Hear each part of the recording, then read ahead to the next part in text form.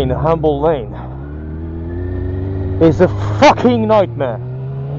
It's always so fucking busy. And yesterday they closed the M27, Junction 9, and Humble Lane sits at Junction 8. People were queuing up until midnight to get on it. It was a fucking nightmare. The accident happened in the morning, but because there was a fatality, which I'm very sorry to hear about, they had to close the entire thing, because the investigation takes fucking ages. Anyway, I had to start this vlog with a complaint, didn't I? The second complaint for today is that it was a beautiful day this morning, and it has now turned into a very overcast kind of day, which I must admit doesn't please me all too much. But anyway,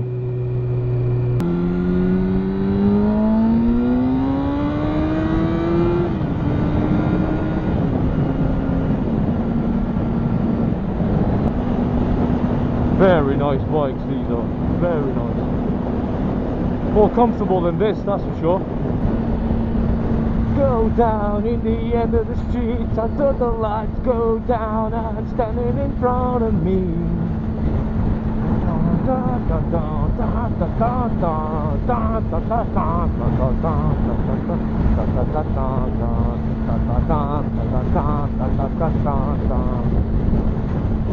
Oh fuck. The brakes, the brakes, the brakes. Gotta check the mirrors, the filtrage.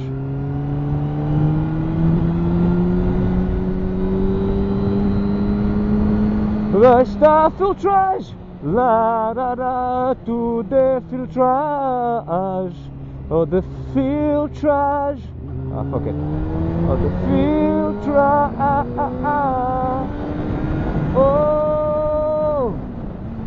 Da da da da da da da da da da da filtrage, da da da da da da. Right, well, we have a calm period now because I can't filtrage too fast. The mission of today is to go. Is this still recording? Yes. The mission of today is to go to the New Forest. I've been told about some good roads down there with a few bends. That should theoretically be enjoyable.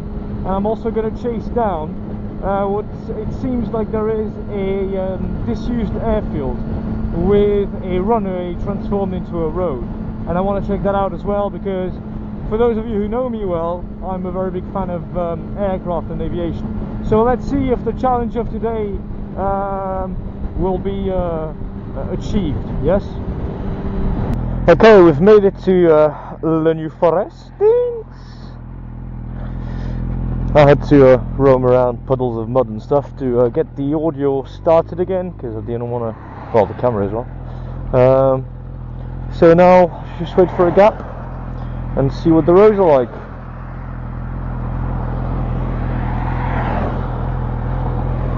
Just keep waiting until that van gets closer. And go.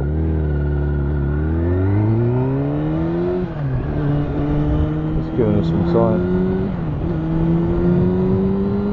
Now the problem is, because this is supposed to be a good road, everyone's on it, which is quite a classic phenomenon.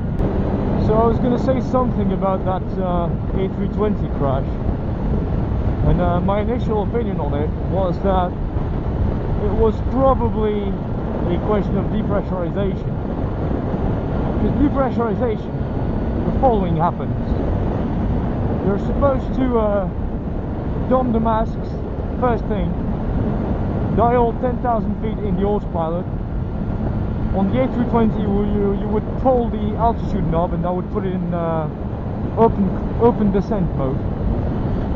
And once it's in open descent mode, you retard the throttles and deploy the speed brakes, and by doing that you will be achieving maximum descent rate. Now, what the fuck? Okay, well, so much for good roads. So what you do,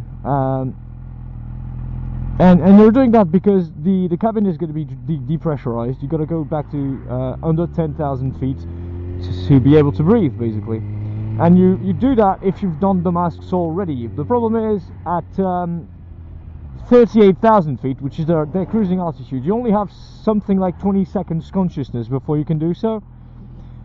And you know, it's very easy to do things the wrong way, i.e. to dial the autopilot first and then don the mask. And if you do that, then you know that would have explained it, because they would have put the aircraft in a descent and everybody would have passed out, and that would have been the end of it. And to be honest, to be fully honest with you, I'd have preferred to be right. Also because there's been examples of this happening in the past. A 737 from Helios, exactly this happened to it in Greece, and you know, everybody passed out, and the airplane just flew until it ran out of fuel and crashed, unfortunately. And there was nothing anyone could do. So yeah, I would have preferred that outcome to what we've just learned, which is that the co-pilot, Andreas, what's his name? Probably I'm a big selfish cunt. Yeah, just decided to kill himself and take 149 other lives with him, which, you know, is revolting enough for me, but I can't even begin to imagine the pain and the anger that the families of the victims are feeling. It must be absolutely horrible to imagine that your loved one has not died because of some freak accident, which is already very difficult to accept, but that they've died because some lunatic, and I should say this is all you know, allegedly at the moment, but because allegedly some lunatic decided to kill himself. And not to want to reduce his problems to nothing, I mean, you know, if the guy was depressed, and he probably was, you know, depression is a very serious thing, and anyone who has these kinds of feelings should talk about it. And I know it's not easy. Well, I don't know for, you know, from experience, because I've been blessed somehow to never experience that, but I know at least that's, you know, that's what the consensus says about this stuff. And but at the same time, you know, you got to draw a line somewhere, and I draw it at, you know, taking 149 other people with you. How selfish can you be? And that to me is, it crosses the line. This is a very nice spot, by the way. It crosses the line from something that could be simple depression to, you know, mental illness, fucking psychopathic murder, and that I cannot explain. I just can't explain. It's just not acceptable. And it's very unfortunate that people had to lose their lives that way.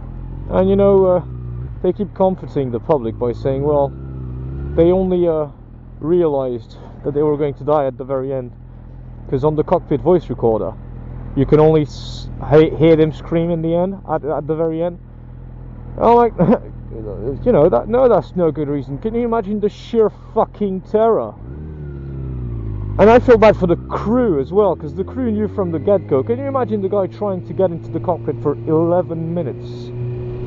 The captain tried to go back into the cockpit for 11 minutes, 11 straight minutes, and couldn't. And he knew for a fact that this was going to happen if he didn't, and he didn't achieve it, and he died fucking trying. It's just absolutely horrible. Absolutely, there's no other word. It's catastrophic. Pretty much as catastrophic as the traffic in this fucking town. I was promised good roads, for fuck's sake. Instead of that, I'm stuck in a admittedly very pretty place, but I'm still fucking stuck in it. God damn it. Fuck's sake.